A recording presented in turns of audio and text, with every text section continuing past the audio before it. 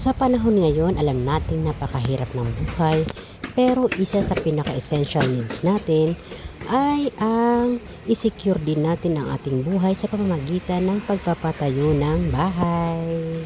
Sa videong ito, ating aalamin kung gaano nga ba kamahal magpatayo ng isang simpleng bahay at kung ano-ano ang mga kailangang requirements upang ma-secure ang mga permits para tayo ay nasa tama at legal na pamamaraan.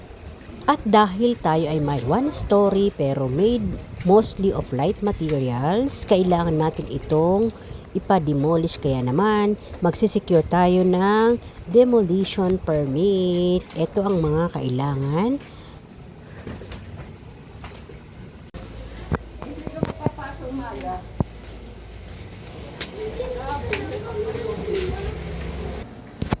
Ang bahay na yan, hari nawak, may pagawa na.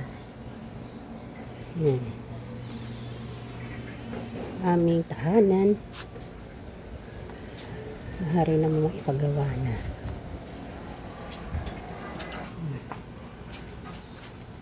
Yan yung bahay. Balang araw, unti-unti lang. Maaabot ang aming bahay. Hanggang saan naabot? Yan, ang hirap talaga ng lilisanin ang bahay. Yan, ang gulo, di ba? Yan, butas.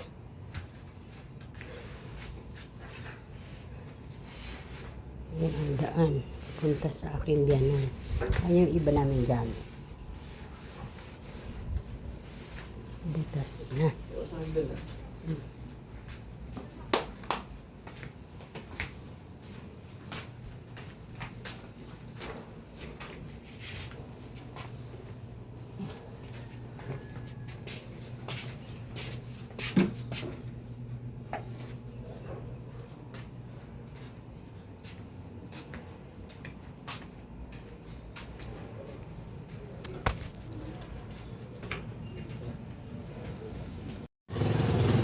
Ang hirap ng pinalayas. Ayan.